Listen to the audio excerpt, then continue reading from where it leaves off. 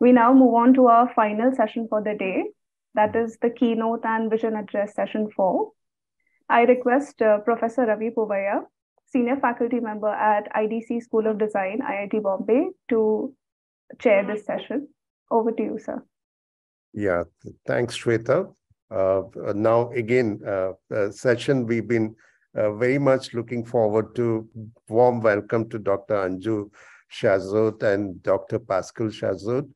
They're the founders and trustees of the Mahatma Gandhi International School in Ahmedabad. The school was founded in 1998. Is an award-winning public-private partnership model between the Ahmedabad Municipal Corporation and the educationalists Dr. Pascal and Dr. Anju. Yeah, so both are known for their very innovative methods of learning through play and the use of sensories through many different ways they do it. They explore, they experiment, try out, build experiences, and the children do the reflection. MGIS is a student-centric and functions on a democratic principles of self-governance. It has created a space for experiential learning through projects with real-life links. It was the first school in India to offer skill development courses affiliated to the EduExcel BTEC. Okay, so with that small introduction, Dr. Anju, yeah, you can start the session. Thank you so much. Thank you so much, Professor Ravi, for introducing us. And namaste and hello to all the participants. Both Pascal and I are quite excited to share our work with all of you. Though, of course, we are not from the design background. We both are educators. But it'll be interesting to get your feedback as well on the work we do. So today's session is about actually sharing one project that we've done, which is more particularly shows typography, how it was embedded. As you said, Professor Ravi, that our school is actually public-private partnership school. It's part of the municipal corporation. So our endeavor was to bring in a different kind of learning, experiential, using real-life projects. And of course, our main work is as teacher trainers. So we also bring in those methods for teachers, because if they don't undergo this kind of learning, then it cannot be passed on to children. So with that in mind, I'll keep talking about different things. But today, the first thing I want to talk about typography is that when we're talking about writing, writing is unfortunately done in schools as if it's a singular act, as if it is something that you just pick up a pen and paper and you just start writing. But it's not just the hand. The hand is part of the body. And the body is a full system. So for both of us, the act of writing or drawing or engaging in this form is something that involves the entire body. And if it doesn't, then again, we are looking at it in a very fragmented way. So how do we engage the whole body? I would like to invite the participants to just do a little exercise with me, the way we do with our kindergarten children and the way we do it with our teachers as well. It's a little module that we call graphy. So when children begin to actually write something or approach writing or what we can call patterns, etc., we begin by first doing things with music and movement. The music anchors the movement and the patterns. So we first do a lot of things in the air with our bodies. We dance with it. But since we are online, we can still have fun with it without really dancing around. So I'm going to play. I'm going to do the first movement. And I'm going to show it to you so that it's clear to everybody. I'd like everybody to just put their fingers in the air. Okay, and with the music, you are going to follow this movement in the air with your hands. So you're just going to try that as children do and as teachers do. So Pascal's going to play the music. I hope you can hear it. Ready? So you can see the music gives you a little. And we can make it big or we can make it small.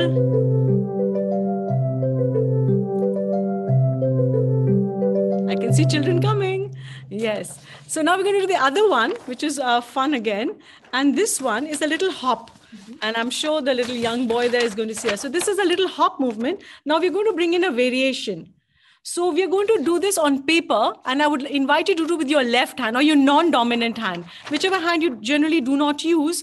Just take a pen and paper, and let's see if you can do it with your non-dominant hand on the paper with the music. And the movement is this one. It's a little hop. So we'll play the music.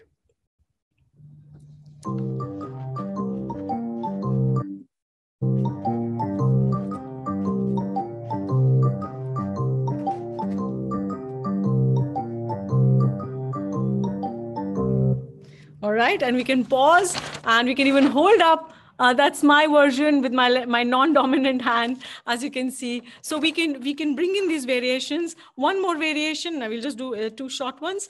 The next movement is going to be a circle. Okay. Now, what I'd invite you to do as a variation is that you're going to take pens in both the hands, and we're going to draw these little circles with the music with both the hands. Okay. So you're going to do it together like that, and just try to do that on paper, both hands. So here we go. So this is the movement. Both hands.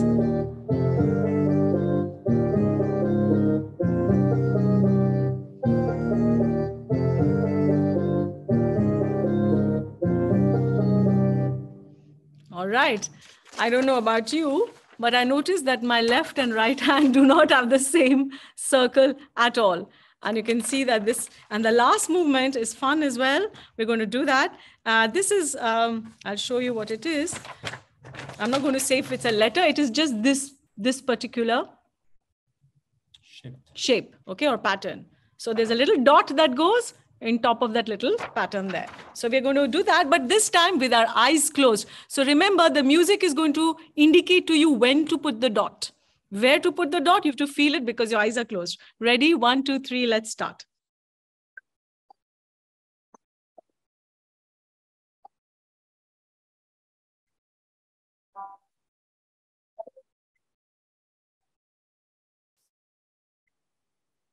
All right. Oh, I nearly got it. It's not bad. I'm pretty impressed with myself. So yes, this is our starter.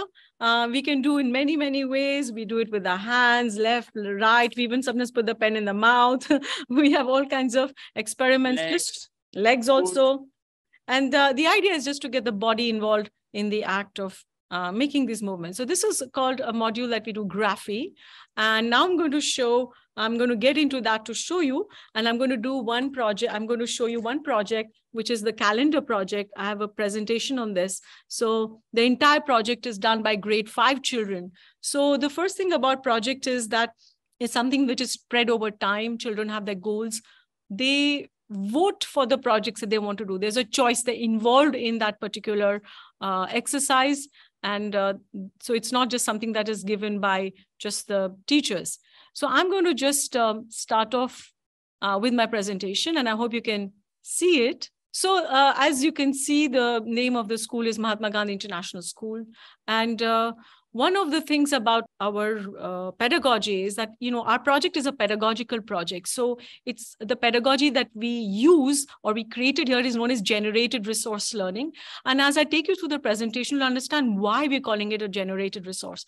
The idea is that the children are generating resources. We are not bringing things from outside and just giving it to the kids. Kids are involved in that generation of resources. My starting image here is that of these children doing theater, and they're making their own masks. And what I like about this is the metaphor of the mask, because all of us sometimes have to wear masks which are related to identity, because there's a lot of conditioning, and sometimes we really don't know who we are really beneath that mask. This picture, the children are making it. They're using technology as well as their hands. So I like this image. But one of the most important things for us in education is that schooling should help us know who I am. Because if I don't know, if I don't create the space for this existential question, then it's going to lead us to a midlife crisis some point in my life where I'll have to deal with it anyway. So it's better that we allow children to explore this question, to explore facets of their own identities.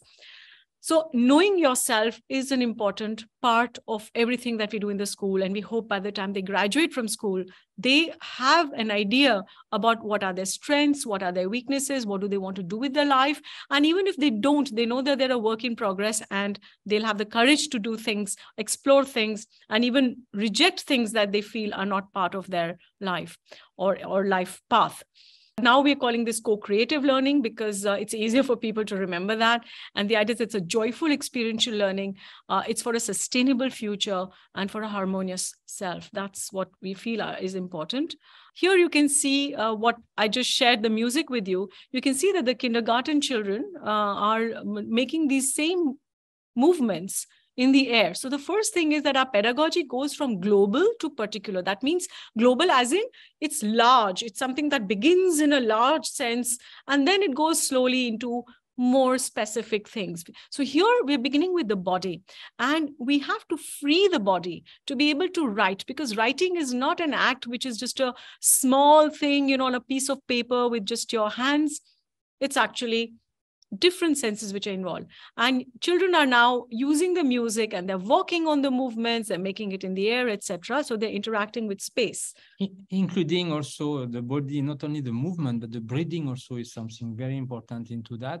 And when you look at the act of writing as a global and holistic act, then obviously I could hear in the previous presentation, not the previous one, but in the daytime, about the inclusion, the aspect of inclusion. And of course, inclusion will happen the moment you are involving all the senses, because, for example, there was a question of the people who cannot see properly. Now, if someone is not seeing properly, there are other senses which have been developed. So the question will arise only if you are limited your learning and your strategy to one sense. But here we are really developing all the 5 senses.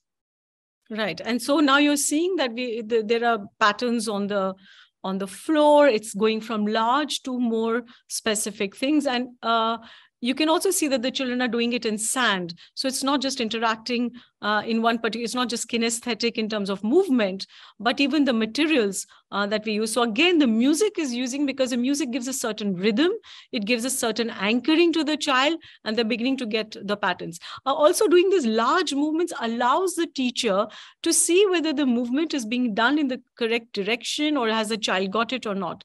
If you're just doing it on paper, sometimes children are really making extra squiggles or something, when they go towards actual formal writing.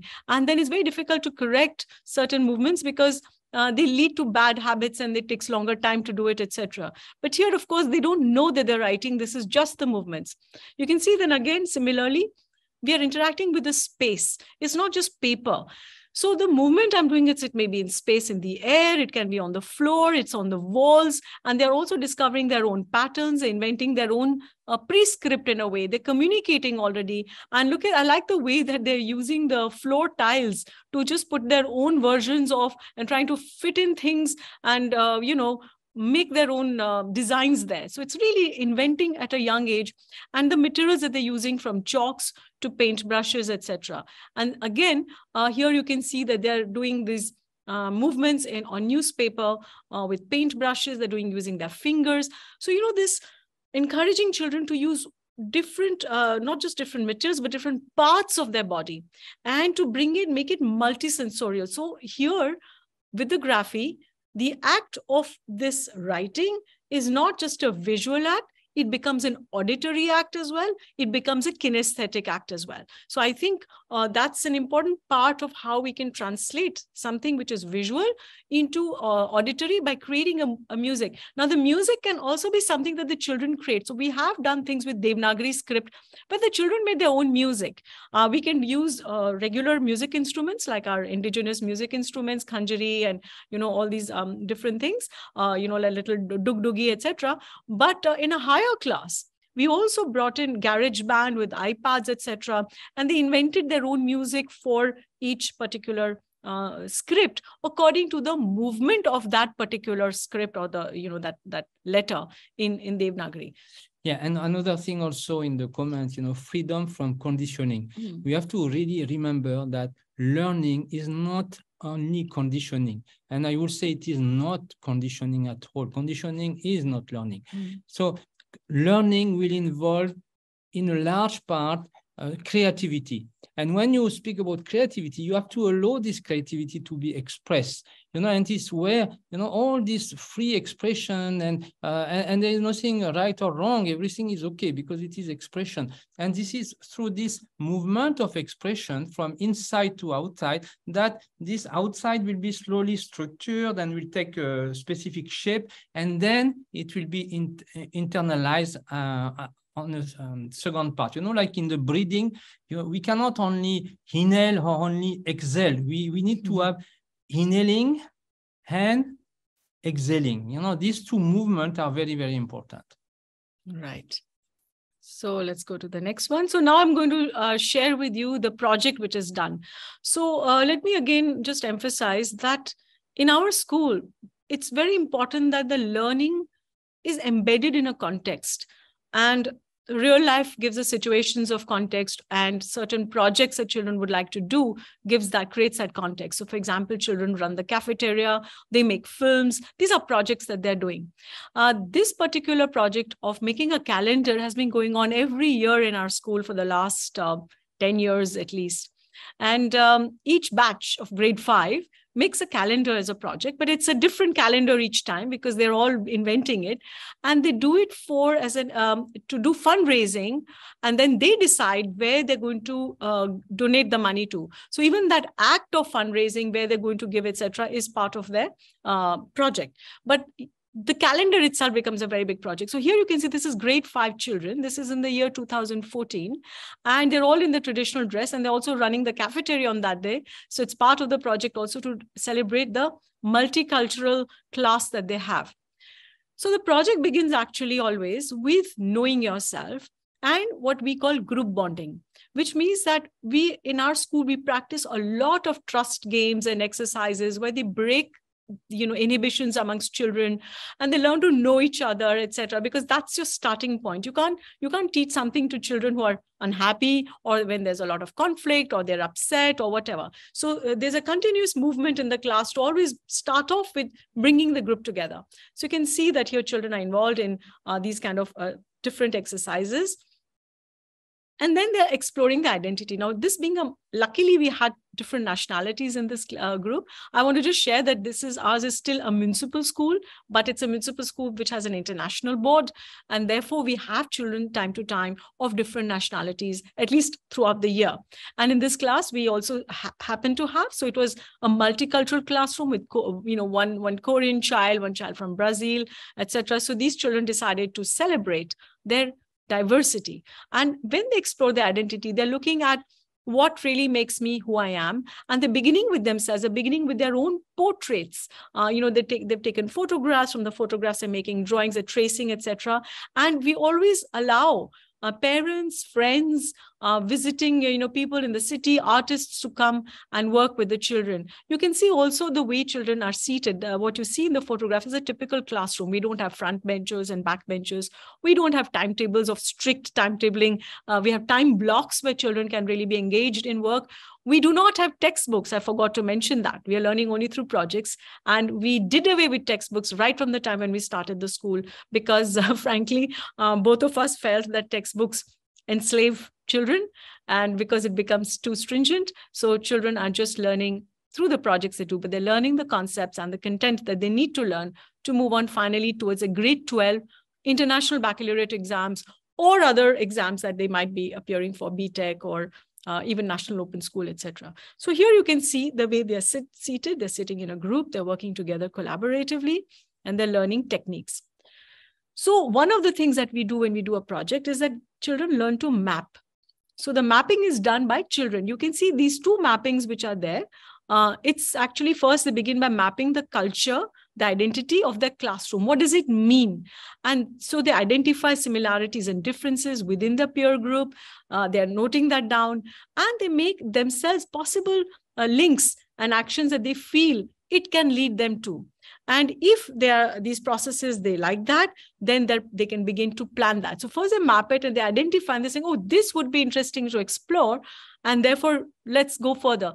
And the teacher's role is simply to locate the content later on. We don't begin with the content ever. We never begin with the content. We begin with what the children like to do. What would they like to explore? Because content is absolutely everywhere. So, when we're doing filmmaking, there's script writing, there is physics in the sound, there's editing, there's in the light, frequency, etc. So there's language. So in every project that we do, if it is meaningful and real, then there will always be opportunities to really do a lot of actual concepts which are useful. And I think that's also a test, isn't it? There are so many things that we learn in school education, in curricula, which are completely redundant or useless.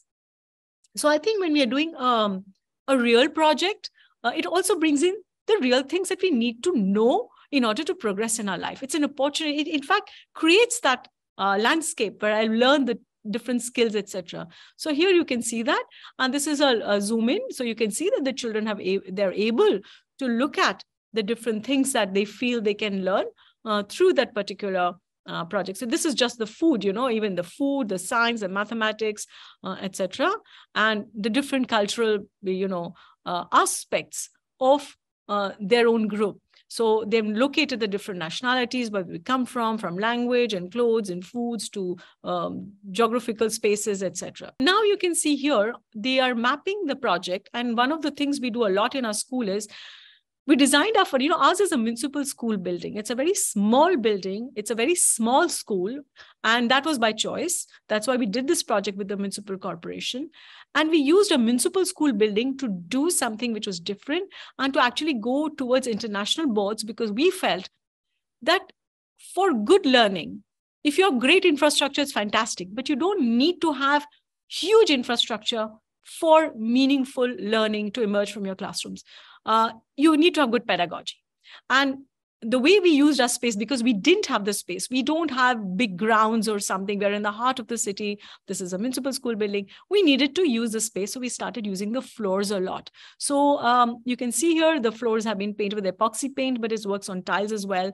The children are perpetually doing the mapping on the floor. They write, they draw, etc. So they're creating the calendar project, they're writing it. And this is a concept note which was created together. And of course, the teacher also contributed to this.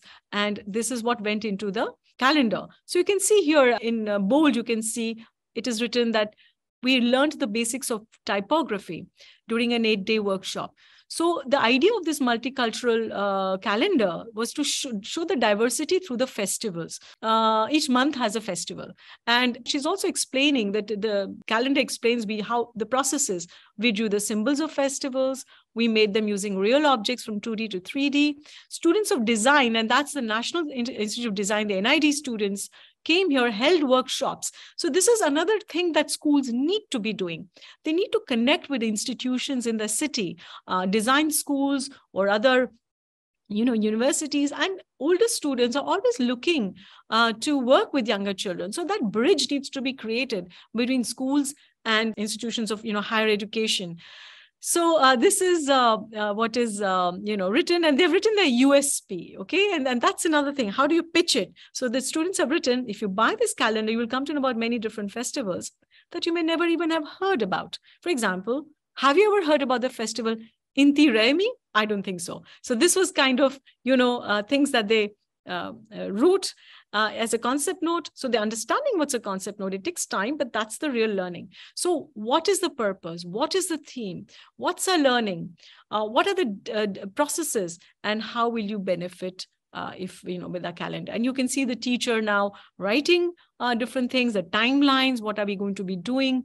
You can see that, the 8-day workshop typography is also indicated there. They'll have to look at layouts. They'll have to take surveys of people about what festivals do they celebrate. They'll have to write and research into each particular festival for that particular month. They need to make the whole action plan. They're going to draw and create, etc. So there are already a lot of processes there. Now, how did the teacher go into typography? I'm sorry, I would like to mention this is Anita Shah, who has done this wonderful project. So Anita encouraged children to go out and use their body and space and to represent the alphabets around us. What do they see? Do they see particular alphabets also? So they're using their body, but they're also clicking pictures. And they're playing a treasure hunt across school to identify shapes, etc., punctuation marks. And they come back and they share these pictures with the rest of the class. So kind of a guessing game going on. And this is bringing children to look at their spaces differently, to engage with their own space with a different eye. And then there are a lot of other activities. We can't cover everything, but they were using their own bodies in non-verbal ways. They're using their body and a sound. They're using their imagination to see alphabets in negative and positive spaces. And they learned a new application of the word perspective. So they understand what does the word perspective mean. So these are the things that diverse activities which are done. And now you can see children here now exploring fonts. So they are working in small groups and they're using different kinds of materials to make fonts. So here you can see they're all doing group work, they're enjoying, they're playing. And from group work, they're going into pair work. They're using different materials to make the fonts. But what I'd like to point out also to you is, I know it's probably not evident, but for teachers, if you look at the way children are seated, some are on the floor, some are on the table, etc. For us, this is important. The ability in every classroom for children to be comfortable. How would you like to do it? All children may not like to sit on the table. Some want to be in the floor. Some want to go outside in the lobby and work.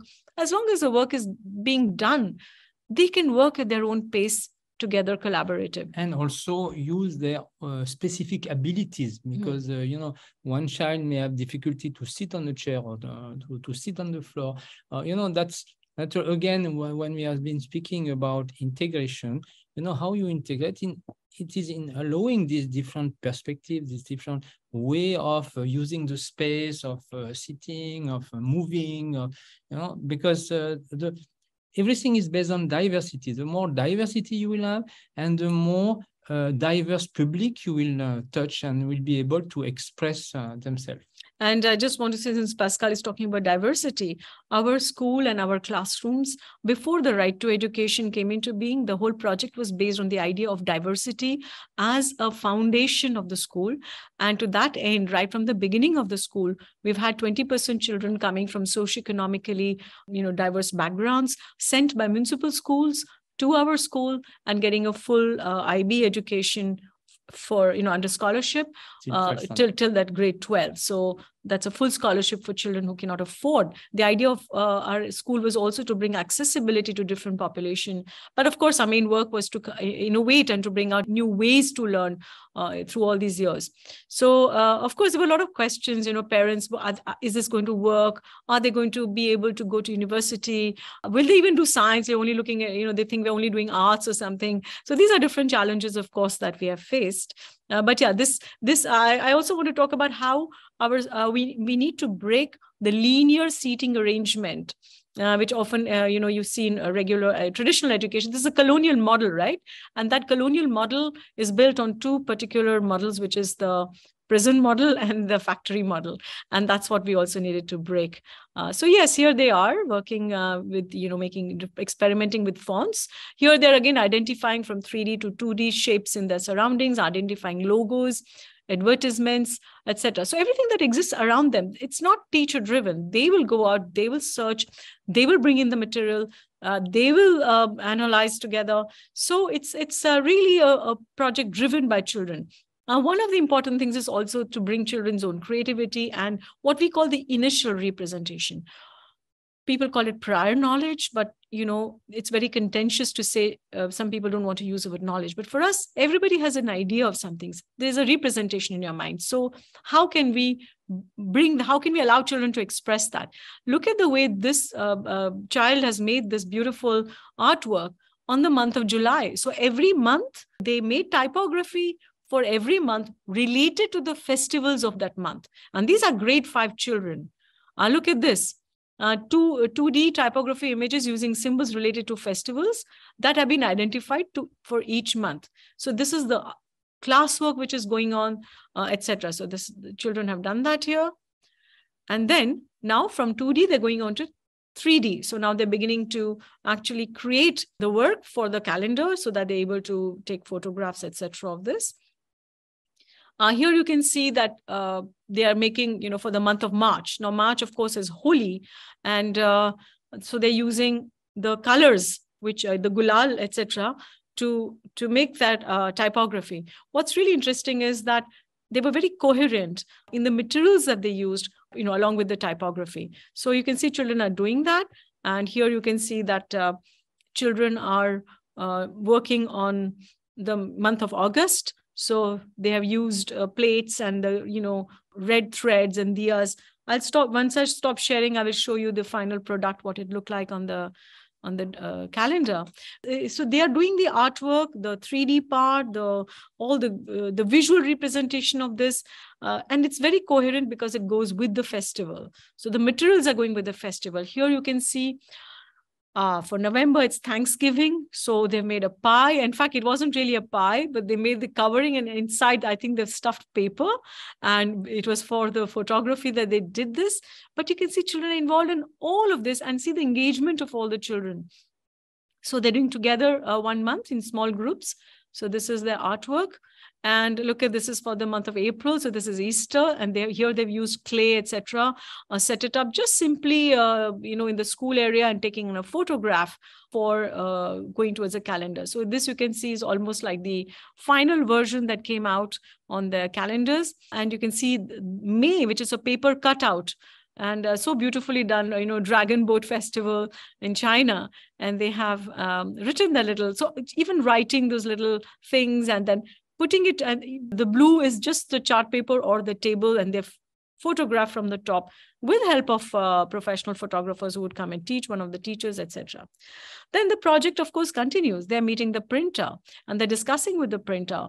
They're looking at last year's previous calendar. What was it like? What should be the size of this calendar? What would be the cost differences? What kinds of bindings are there? What's the thickness of paper? What are the style of fonts we're going to use? And how many days this is going to take? How many copies?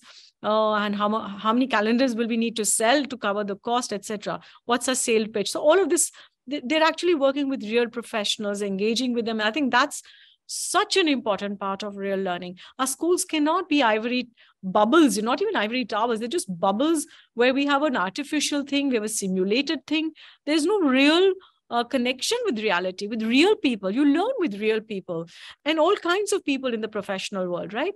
And I think it's important for us as educators to bring that. Here you can see now, how do they contribute to the world? What's the purpose and meaning of doing this calendar? It's not just to create something aesthetic and then sell it, have the money. The overarching aim was to collect funds and mainly to either give it for injured animals or old age home, etc. So they have written their goals, and they have written their calendar, selling price, calculations.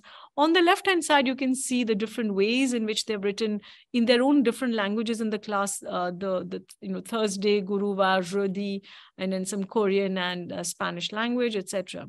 And these are the different things that the children are involved, the processes in doing things. Here, then they're preparing children for their class presentation, the calendar presentation for parents. So they're busy decorating, doing all the different things that they've done. Display boards, they're also doing the flow chart. We don't really have parent-teacher meetings in the traditional sense. All our meetings for parents run by children because they decide what do they want to show to the parents and how do they want to tell them what they've learned, etc.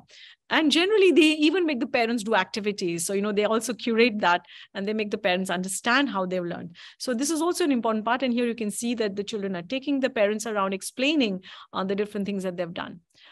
It's very important in school education to show the subject links. Now, we do not have subjects in our school in the sense that we have no periods like geography, history. Kids don't know that. We are covering those concepts, but the day is not divided into subjects. The day is divided into projects. So I'm working on my calendar project. I'm working on my cafe project. And today we're going to do the menus. I'm working on my cafe project. Today I'm going to go outside to make the purchases.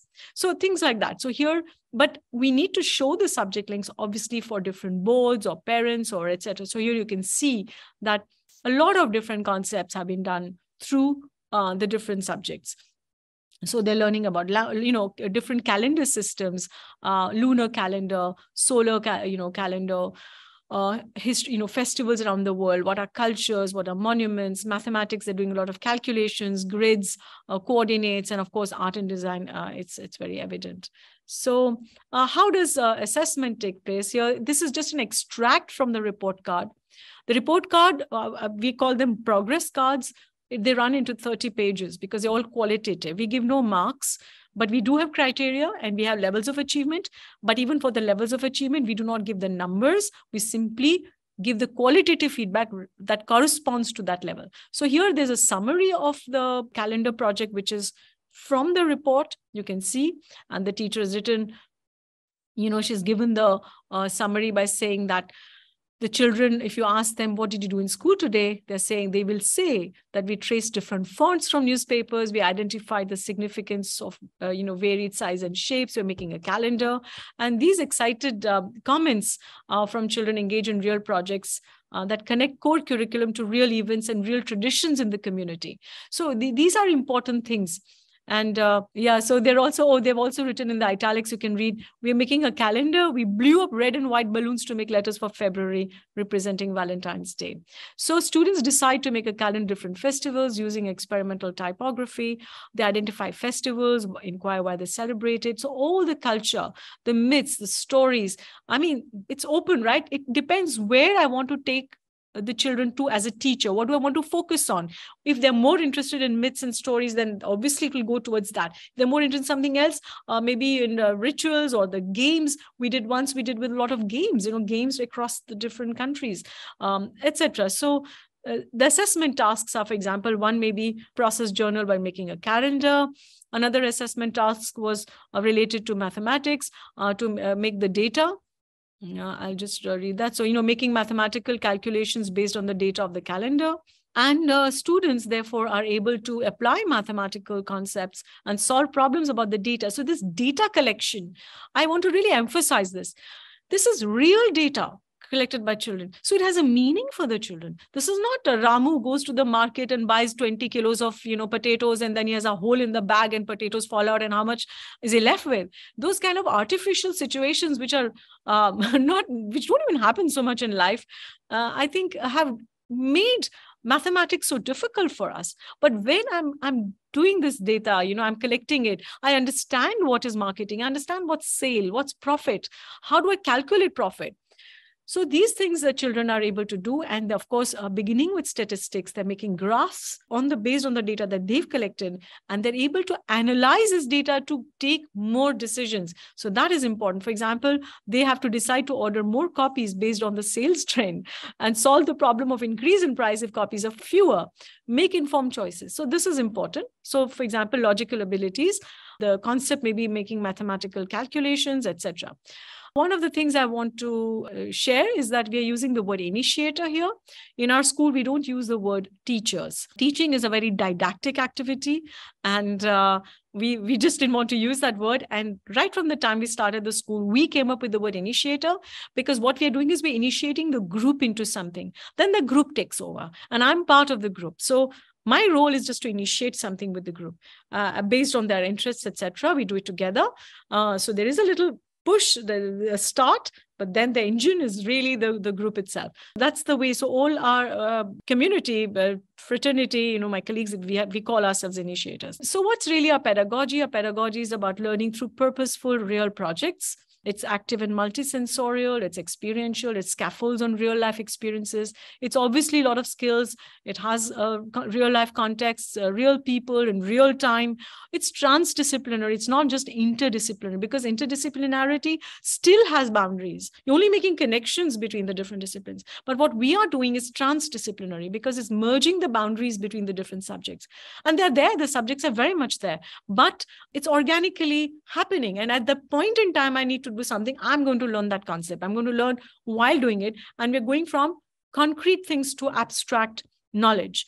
So it's, of course, learner-centric. It's the learner who's making choices in what we are doing.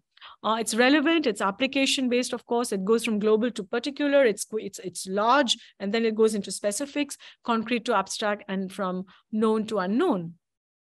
Obviously, a lot of skills which would come in from critical thinking, creativity, collaborative work, communication, huge amount, research skills, then self-regulation, organizing themselves, time management. When you're working with the printer, the calendars had to come out by December so that they could sell the calendars. January, it would be too late already. So managing all of that, managing the resources. And they really have used very minimum resources. I mean, we didn't buy anything to make the photographs that they used, in the whole calendar thing. Everything was used, whatever was available in the school campus, and everything was created there. So now, as we head towards the end of my presentation, just the other component of it, which is teacher education.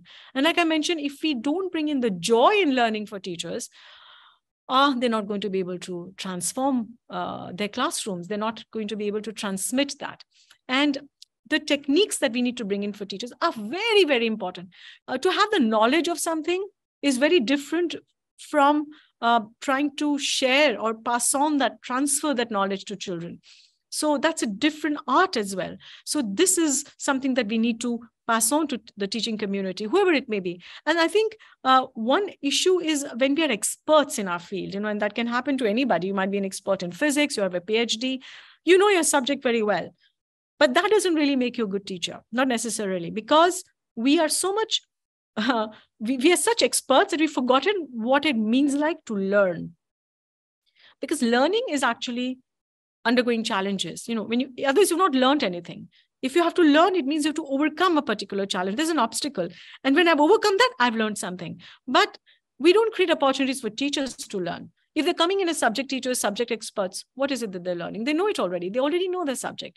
So always breaking that teacher's posture, the posturing of the teacher, the masks that we wear as teacher, the body, everything, and then going on to the posture of the learner. That's really the transition we need to make in teacher training. So here you can see teachers doing the graphy, what we did with you, they were, making the movements with the music, with both hands. I say they have to learn how not to teach so that children can learn. If you teach it, you're going to kill it. If you want to kill it, make it into a subject, put it into the school, and you've killed it. Bravo, congratulations. So it really has to be from the perspective of the learner. Many years ago, somebody asked my mother, when our school was very new, that what does your daughter do? And she said she runs, Mahatma Gandhi International School. She founded it with Pascal, etc. And then they said, oh, that's a school where they don't teach anything. And my mother came and told that to me, and I was so very upset. I went to bed quite upset. In the morning when I got up, I think I had that eureka moment. And I said, that lady was right, Mom. We don't teach, but children learn. And I think that has always been my mantra since then. Here we go forward now to the same workshop that we are working with the teachers. Now we are going to something very fundamental, which is what's your name? And somehow gloss over that. I picked up something really simple, because what does my name mean to me? And how do I write my name? So connecting with my name through diverse fonts. So the teachers, and these are all teachers, right? They're teachers of primary, secondary. They're teachers who teach all the different subject areas, sports, everything. The whole team is together. But we needed to break the idea about, writing is not just a subject thing. Writing is everywhere. And how do I approach it in all the domains every time that I meet the children? But what does it mean to me personally? For teachers, they need to know that. So I needed to connect with the teachers, right? I mean, they're not going into the kindergarten classroom. So what can I do which is going to connect with them and make them understand the importance of typography? And here then we began to explore our names, and they were looking at fonts in magazines and other things, and they taking inspiration from that and playing around with their with their own names. And then also looking at graphology, looking at how writing, how do children or adults, how do they write on the paper? How are they using the space on the paper? And then from there going on to signatures, because what you sign, your own signature is a expression of your personality, right? And when you're signing, what does your signature tell about you? And when we began to analyze, you won't believe the amount of things that came up through a lot of teachers. And some of the women I thought was very interesting. They said, they would be signing just the initial of their first name, and the rest of the name, the surname, belongs to the family where they're married into. So I would say, all right, what does this tell? And they're saying, oh, I just realized I'm not using my first name at all. I'm like, okay, what does that tell you? So I said, oh yeah, because whatever I am, I'm because of the family. And then there was a discussion, yes, but what about me? Where am I in that? So your signature reveals something about you. And sometimes by changing your signature, you change your life. You can change some course because it becomes intentional. It becomes an intentional act. So I thought this was an interesting thing to do and pretty fruitful for understanding the importance of writing and typography. It shapes us. It has an impact on our psyche. And that is fundamental for our human existence. It has an impact on my identity, and I can change that.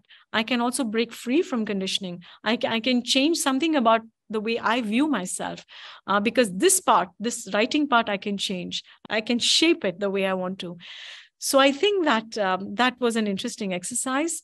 And towards the end, Pascal and I want to end with something very deeply personal. It's always very hard for us to talk about this, but at the same time, it's something very important and touching. This is the photograph of our daughter, Tara. And Tara left the physical world in, incidentally, the same year, 2014. I've shared this calendar with you. It was in the same year. And Tara was 12 years old when she left the physical world. And we found a lot of her writings after she passed on. It was a very sudden infection that took her away. And obviously, we were not prepared for that. And after she passed on to this other dimension, we began to discover her poetry, things she had written. There were messages. And these messages were written much earlier when she was in perfect health. There was 1 year back, 2 years back.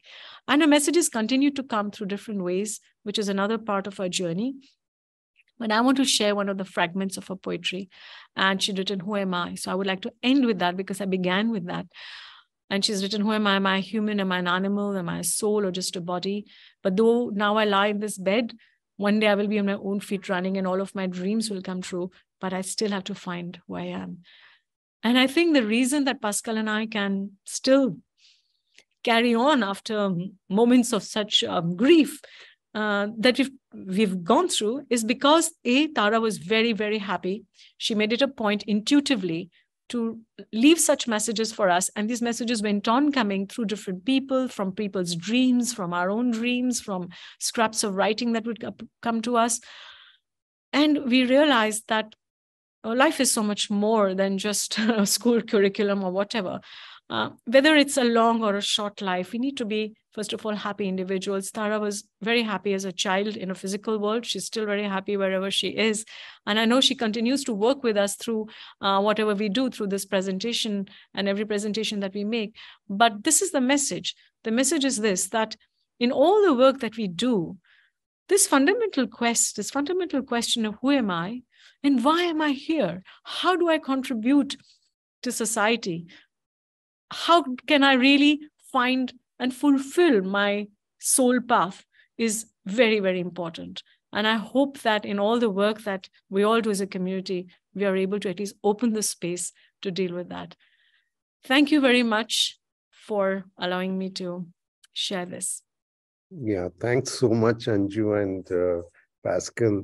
That was very touching, and of course, what you spoke is, it actually gives us a new way of looking at how you can do things in schools. I think our wish is that it becomes the norm as an, exception, right? With that, I'll throw the, and also you so nicely matched it with the theme of the conference, took up a project, which has in so many dimensions, the typeface and the typography, that you showed. Thanks so much. Thank you. For sharing this. I'm sure, the audience will have some questions and I'm sure they'll have memories to take back with them, definitely, yes. Yeah, I'm throwing the floor open for questions. So anyone wants to ask, raise your hand or put it on the chat. It's always a pleasure to hear you, Anju. And Pascal. Thank you, Jyotsna ma'am. So nice to see you. Yeah, I was listening very carefully, and what a beautiful end, which is not an end, which is a beginning. So Thank you, Jyotsna ma'am. So nice to see you and hear you. Yeah. Hi, Anju and Pascal. Hello, ma'am. It was a lovely presentation and full of conviction on what you do. You're obviously practicing what you preach, and it's it's this whole idea of making the child do script his or her own life. So it needs a lot of attention to the child, right? So my question here is a very practical question. We've been working with our Play and Learn lab at IDC for many years, and we've worked with organizations, NGOs like Vivek Montero's Navnirmiti and others. We've worked with street children. We've also worked with the Godrej school here, the primary school, the KG kids. We've worked with storytellers like Badri Narayan, etc., etc. So we've been working with children, and coming from that limited experience, and I call it limited experience because you're working with this every day.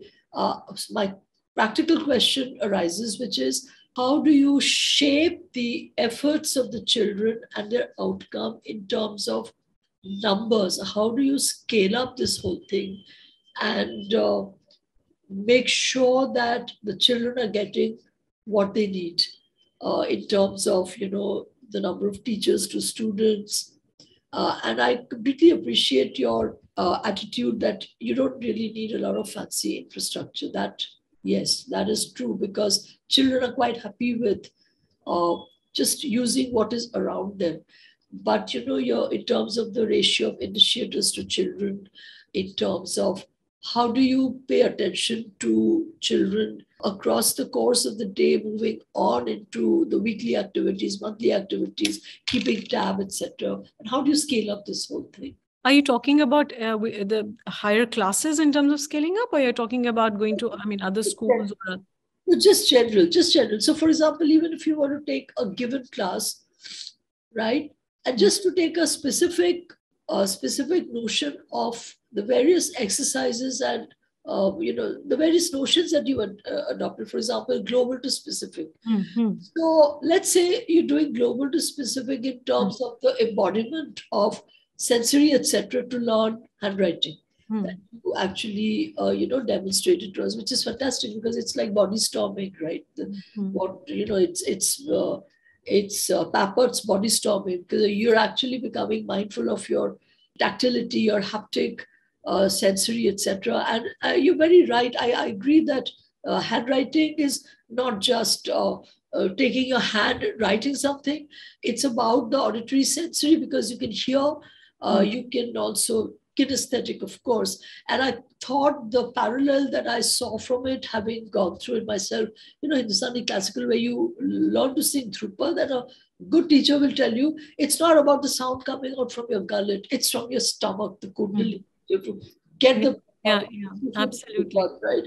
So Drupal, etc., when Bhimsen Joshi and others sang, they made all kinds of expressions on their faces were quite horrible sometimes, but that's because it was the inner system sort of throwing out all of that. So that parallel became very obvious to me when you were speaking. Now, coming back to it, global to specific, and that idea is great, that you do the big thing first, and then, the macrocosmic, and then you come to the microcosmic, where you start using your fingers, nails, right? Little things, the micro things. So I'm just saying, every child that is being taught through the initiators requires that kind of transition from the global to specific, requires a transition from learning different kinds of handwritings, experiencing the kinesthetics, etc. How do you supervise all that? How do you make sure that the child gets it all? So, there are many ways. The thing is that the learning is happening. And when it is happening, the groups are involved together. They are also learning from each other. There is also peer-to-peer learning. And I don't think one needs to supervise in the sense that I might probably interfere in the processes. I think the children have to discover their processes, when they're in that particular moment when they're doing things. But as a feedback system, when they are making presentations, when they're sharing something, whether it is their artwork or writing or through speech or whatever, when each child is getting an opportunity to share, first they're sharing with their peers, so there's some possibility for debate or correction or whatever. And then, of course, when it comes in a circle time or coming in reflection, because a lot of reflection happens. Children are maintaining their process journals. So when I'm gathering their process journals, going through them, then I'm also able to see what have they picked up on. And sometimes it's very interesting because each child might note it down differently and they might pick up on different things to note down. So even that they share with each other.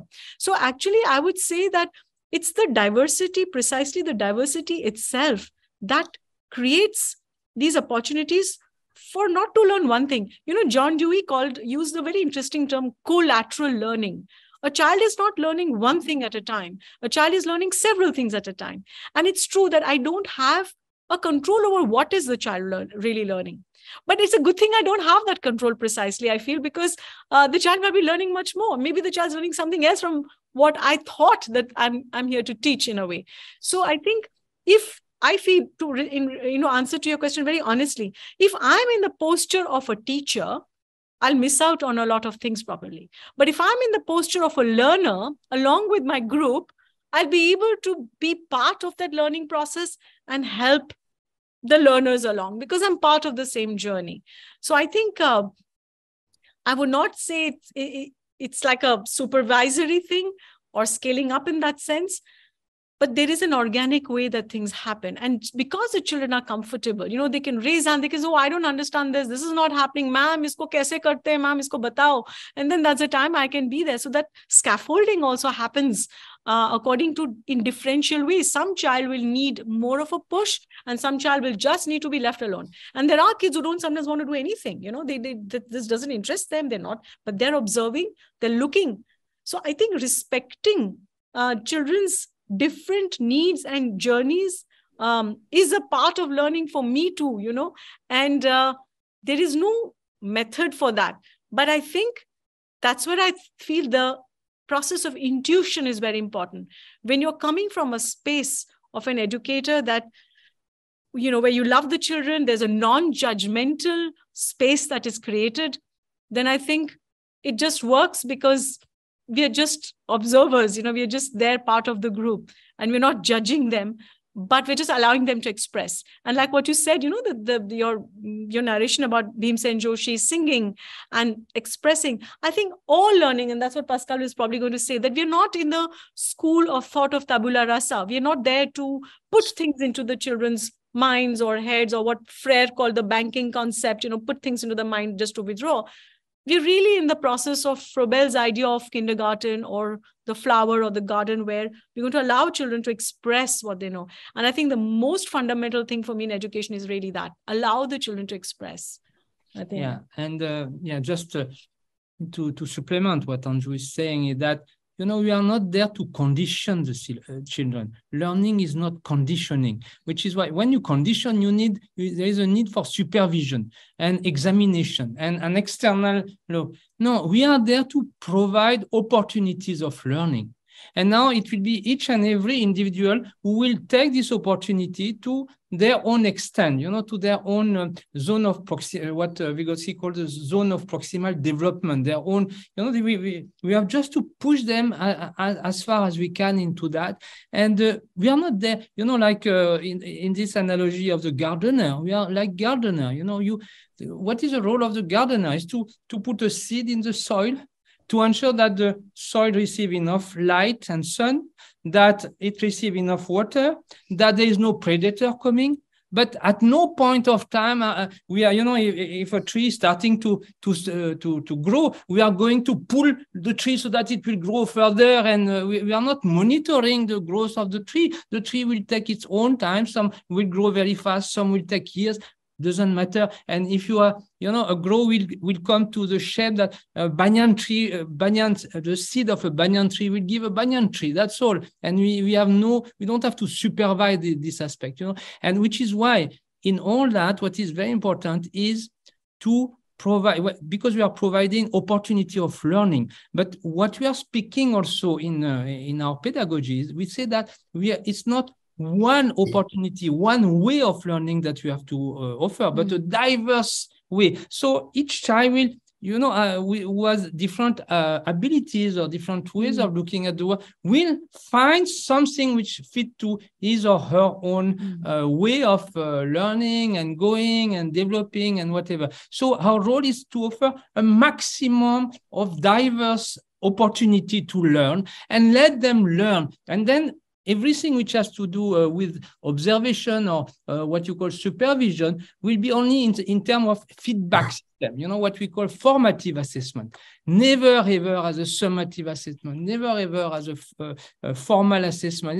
It's not to judge the child, it's just to have a kind of feedback system which allows us to correct our thing, to see if we are offering enough opportunities and if the diversification of the way we are offering is enough.